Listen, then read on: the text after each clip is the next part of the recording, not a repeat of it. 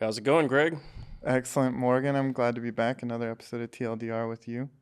Yeah, and this one's pretty special, right? Because this is the first one we're doing in person. You're down in Los Angeles. That's right. Um, how are you enjoying it so far? Good, although we were just bantering about the price of our juice here and things like that. I mean, it is what it is, right? Yeah, we are definitely in a trendy area, but awesome. So I think what we wanted to talk about is something pretty interesting, right? So this is our first agency, obviously, Jolly SEO, but there's kind of a bit of a longer story to it. So when we got started right in 2017, right? That's right. Yeah, we were talking about as the years go on, things change, right? And so we're gonna bring it all the way back to our origin story here for you guys and just talk about some of the really amateur decisions that we made, the consequences. Everyone from the outside looking in always tells us, you guys have an awesome business. You guys are really crushing it. All these nice things to hear that stroke our egos. It's been a really painful journey some of the time. Yeah, it definitely has been. I think people we interact with in the SEO community, I know we've talked to some people about it, but we didn't even really get started doing SEO technically, right? It was, we were originally doing content. That's right. That's right. Yeah, we're going to have another episode later in the series on the decision making process between productized and holistic. But when we started, like a lot of people, there wasn't an active decision to niche down. We heard the advice, it sounded good in theory, but being two guys without a lot of deep skill, we were like, we should just try everything and offer everything. And so we're going to show you guys some of our hilarious earlier versions of our website where you can really see this stuff. But yeah, we were Jolly Content, meaning we did content writing. Mm-hmm. And I think the biggest project, and we're going to get into some of our mistakes, which I'm waiting to share some advice from one of our coaches. But the biggest project that kicked us off was this 4,000 page project for Groupon, right? And it was, for two guys like us, it was a $50,000 project, and we were like, we've made it. Like, we're going to hit the beach here in Santa Monica and live the life of agency owners now.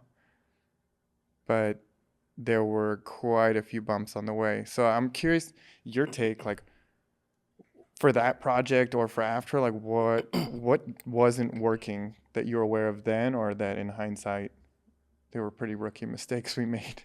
Yeah, definitely, right. And that one, the one you're talking about, the Groupon project, it was just kind of some pitch we made, right? Well, that was you. Yeah. Well, thank you. But yeah, that was a pitch we threw out, right? And just kind of hoping it stuck. And they were like, okay, that's fine. We were willing to put this in your guys' hands instead of, because originally it was kind of a first come, first served for freelance content writers. And we're like, we think we can handle this. We think we can manage it. And we kind of just dragged as many freelance writers as we could into it and knocked it out. And I think that gave us, it was a very, I don't think we understood exactly what the end goals of that project were. We thought, like, at least from my perspective, we were just doing the content to write the content for the descriptions. We didn't understand the SEO value there, right? Well, I think we naively thought that we were copywriters of sorts. We thought we were direct conversion copywriters. And people talk about copy and content. It's a huge topic of its own. We could dive into it. I'm sure over the years it's changed, but I very naively thought I was a great writer and people were paying me for my writing skill, and did not understand what SEO was, even after I'd written hundreds of articles, maybe more than that, maybe 4-digit articles. I didn't realize it's not that consumers were reading my article and deciding to buy a car off of what I wrote, right? That isn't how the game works. And we had this crazy project with Groupon, but even then we had an inkling something was wrong. Do you remember we thought about being like, guys, you don't have any keywords. Like, we've heard about keywords before, and there are no keywords assigned across a 4,000 page project. That's right. So we were starting to develop some skill, but at the same time, we were focused on project management for the first time.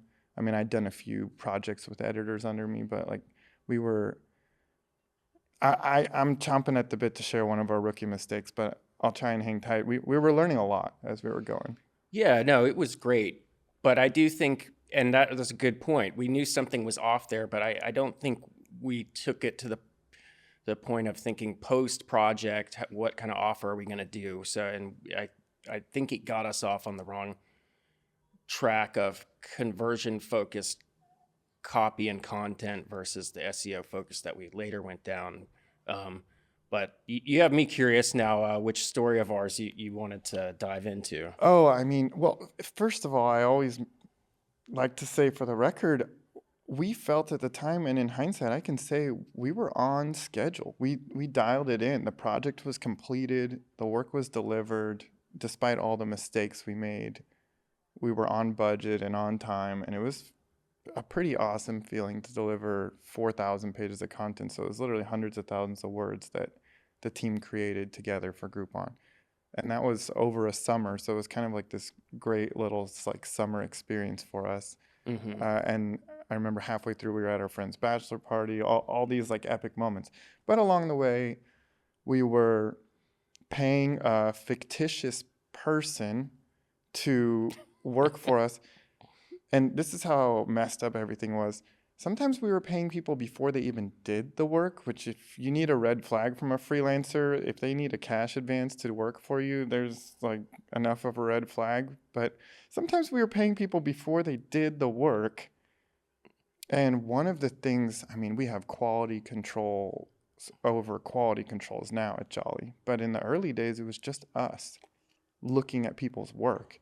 And we didn't even use a plagiarism checker until something stuck out like a red flag. I can't remember if it was you or me. One of us saw that this John C., I think his name was, I can't remember. We were like, this shit all looks repetitive to me. There's something wrong here. And then we were like, this person doesn't actually exist. There's definitely something wrong here. Yeah, that's a good point. And I think even like, I know you do this all the time. You're probably better about it than me, but I'm a psycho. The trauma from that. A simple LinkedIn check of the people you work with, it really is well worth that 30 seconds, right? So yeah, we're going to get into a whole subtopic when we get into managing an agency on recruitment, right? In-house versus external, and we'll have to get into vetting your talent because we had several traumatic experiences like that. That guy was just one where we paid for, at that point it was small. It was like dozens of pieces of copy. Yeah. But it felt really, really overwhelming at the time because we had sent the money out and we weren't getting paid regularly. And we had to be on schedule, right? We had to be on schedule. So I think you and I ended up having to go in and like self-correct a lot of these. Of course. Yeah. Yeah. I mean, wow. Yeah. So that was one of the huge mistakes that I can say really stuck out. I mean, the other hilarious one, I'm looking at our notes here on the laptop, obviously, our website design. Yeah. It's like a classic conundrum. Do you invest in the business that doesn't exist, or do you do it yourself and then hinder the growth of the business because it's an amateur job? And we went in the Wayback Machine and couldn't find the earliest, but just to paint a picture for you, it seriously reminded me of my 6th grade computer class, the stuff I created back then. It was neon green, I remember, or like a rainbow kind of title. And like I was so proud of buttons that slid in that you could click on them. Yeah, the fly-in effect. The fly-in and the like fade after you click it. And luckily we didn't do the pixelated blur as the thing and all that. But you know, jokes aside about the UI, it was actually the positioning that was the core mistake for us. Mm-hmm. So Jolly Content was a content agency, but we couldn't do strategy and we didn't do promotion. So we didn't have the SEO strategy to help stuff rank.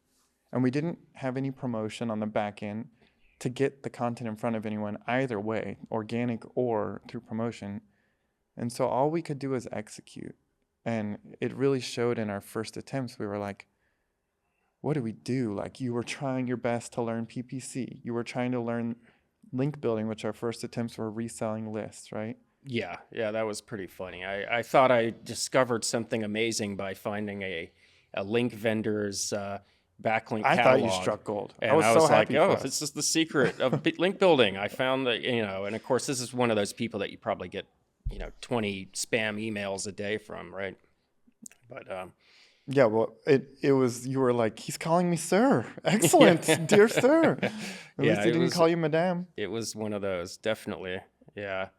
Yeah, and I think it showed in the fact that we were starting to try to do a lot of offers and see what stuck, but we didn't really know what we were doing. To your point earlier about the content, we really were relying on, without the clear client direction of how to do the content and specifically what they wanted, we would struggle, and we weren't willing to invest anything into the site because we weren't making any money. So I think we couldn't see the big picture, in terms of investing in the company, right? And it even got as bad as the point where we're, more or less ready to throw in the towel. Well, I made you terminate our bank account because I was like, I don't understand the purpose of this bank account keeping a minimum balance, when I always phrase it to this day as everybody got paid except for us. Yeah, it was pretty rough, but luckily, when we did decide to pivot, because you had brought along an actual good link building strategy idea, which is what turned us into what we are now, then we had to go deal with that hassle, right? But in the end, I think we were obviously glad that we hung on to the idea long enough of doing the agency work. So absolutely. But before we try to get out of the painful reminiscing here and wrap this one up, one more that I think could be helpful for people, that was very helpful for us, had we chosen to really embrace this advice. We paid Nathan Collier for consulting, and he gave us small advice, which was like, clean up your appearance, things like give us some camera presence for sales calls, these kinds of stop things. Using my vape pen In sales calls. Yeah, that's probably a good one. Put something over your wife beater. But like, we were just learning as we go, and Nathan had this advice for us, and we'll get into it in an episode on agency, on lead gen.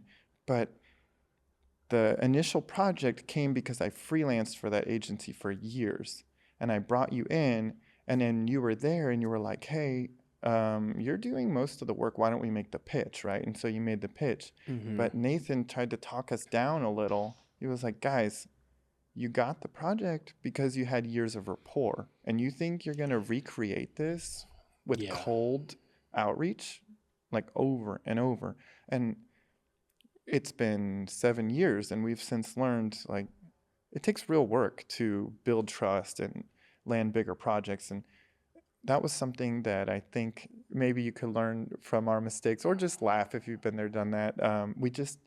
I didn't heed that advice at all. It wouldn't have changed anything. I'm glad we persisted. I just think it would have been good to have a little more reality check. That's right. That's a good point. Because even that Groupon project, that contact, I can't remember their name specifically. Doesn't really matter, right? Probably best. Yeah. But that really was from a long-term relationship that you had with the person. This wasn't, even though maybe it sounded like it was a pitch out of nowhere, it really wasn't a cold pitch, because this is someone we knew, right? And so that was something that we should have heeded, right? But for what it's worth, it does mean that if you are going through a period, a year or two of your startup phase, where really all you're doing is developing your brand, developing your network, if you do have a good offer at the end of the day, it will bear fruit, right? If you're building that network. Totally agree. Yeah. And I think if there's anything actionable in that, it's what Morgan said. And if I could add anything, it's just being patient with yourself and the journey. Because, we shared a few mistakes we made, but there were a lot more. Maybe some we intentionally chose to forget, or that we're just forgetting, because it's all water under the bridge if you keep persisting. And I feel like that's what we've learned more than anything, is like, business is just not giving up. Yeah, definitely.